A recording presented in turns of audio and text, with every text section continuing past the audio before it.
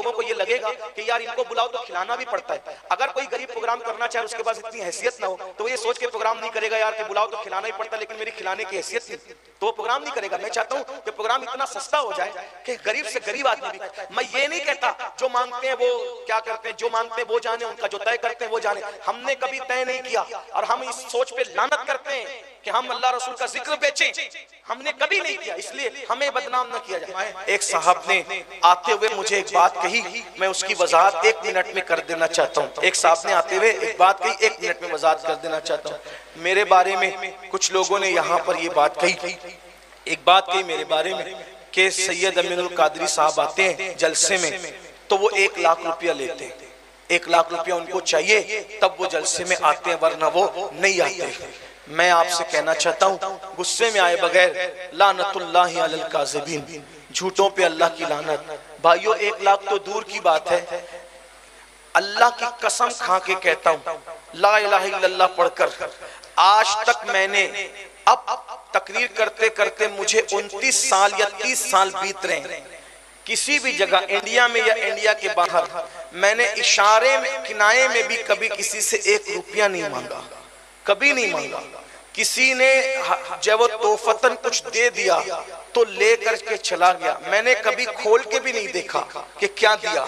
अब लोग मेरे बारे में इस तरह की बातें फैलाते हैं, मेरे नाम पर पैसा इकट्ठा करते हैं, जमा करते हैं, खुद खा जाते हैं। मैं अल्लाह रसूल को गवाह बना के कहता हूँ कि मैंने कभी किसी से कुछ नहीं मांगा है, कभी कुछ नहीं तलब किया है, और अल्लाह से दुआ करता हूँ मैं अपनी कौम से क्या मांगू। मेरा अल्लाह रब्बुल अरबाब है, वो रज़्ज़ाक़ के मुतलक है, मेरा नबी कासिम नेमत है।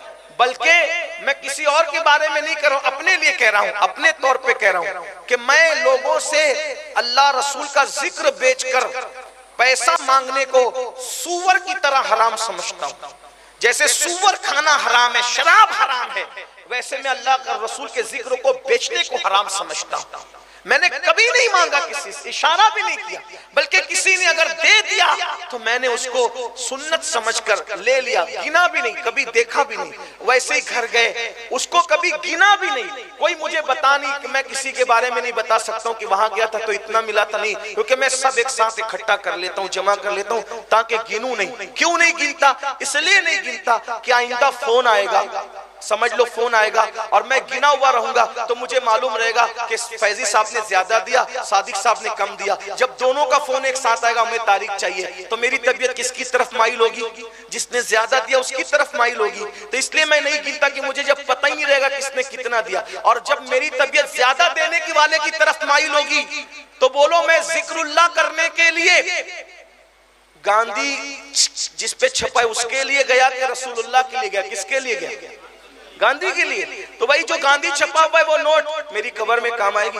बच्चे मजा करते, बच्चे औलाद मजा करती है, बाप को जवाब, जो कमाता उसको जवाब देना पड़ता है। मैं ये नहीं कहता जो मांगते हैं वो क्या करते हैं, जो मांगते हैं वो जाने, उनका जो तय करते हैं वो जाने। हमने कभी तय नहीं किया और हम इस सोच पे लानत करते हैं कि हम अल्लाह रसूल का जिक्र बेचें, हमने कभी नहीं किया, इसलिए हमें बदनाम न किया जाए, वरना हम आपके इलाके में नहीं आए, याद रखना। क्योंकि तकरीर हमारा पेशा नहीं है, बल्कि ये बात भी मैं आपको बता दूं, जहां तारीख सिर्फ मैं देता हूं वहां भी मैं टिकट का पैसा पहले नहीं मंगाता किसी से। मैं कहता हूं कि अगर मैं नहीं आ सका तो फिर तुम्हारा पैसे का जिम्मेदार कौन हो? जब मैं आऊंगा तभी मुझे टिकट का पैसा भी देना। और ये बात भी अल्लाह के ये मिंबरे रसूल पे कसम खा के कह रहा हूं। कभी कभी तो बाज लोग टिकट का पैसा देते हैं, कभी ये कहते हैं अकाउंट नंबर दे दो हम बाद में दे देंगे, फिर उनका बाद कभी आता ही नहीं। कुछ है वो सब नहीं करते ऐसा, बल्कि जहां जाते हो सब मोहब्बत ही देते हैं। और ये भी कहूं, मैं खुश होकर कहूं अल्हम्दुलिल्लाह, मांगने वालों को लोग जितना नहीं देते, बिन मांगे मुझे उससे ज्यादा भी देते हैं। ये भी कह रहा हूं मैं आपसे, ये भी कह रहा हूं। लेकिन कुछ ऐसे है कि कभी किराया भी नहीं दिया, फिर लोग मुझे क्यों बदनाम? लोग कहते हैं वजात करें, वजात में कहां वजात करूं जाकर के, किस किस से वजात करूं जाकर के। लेकिन मेरा दिल आज बहुत दुखा कि मुझे ये कहा गया कि आपने 1 लाख रुपये 50,000 आप पहले मंगा लिए, 50,000 बाद में आप लेने आए। एक अल्लाह के बंदे, मैंने ऐसा नहीं किया। मैं अल्लाह ईमान पे मरना है भाइयों, कलमा पढ़ते मरना है, अल्लाह को क्या जवाब दो?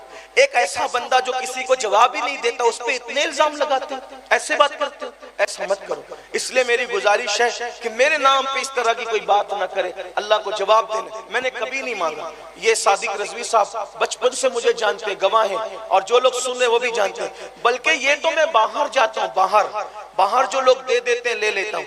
मेरे शहर मालेगांव में तो आप पूछे लोगों से, मैं जहां मालेगांव में तकरीर करता हूं वहां दावत भी नहीं खाता कमेटी वालों की, उनका खाना भी नहीं खाता। मैं कहता हूं बाहर इसलिए खाना खाता हूं कि वहां मेरा घर नहीं है, लेकिन मालेगांव में तो मेरा खुद का घर है, तो तुम्हारा खाना खाने क्यों आऊं, क्यों खाऊं तुम्हारा खाना? जब मेरा घर खुद मौजूद है तो मैं क्यों मालेगांव वालों का खाना भी नहीं खाया? जाके पूछो उनसे, तहकीक करो, वो बताएंगे तुम्हें।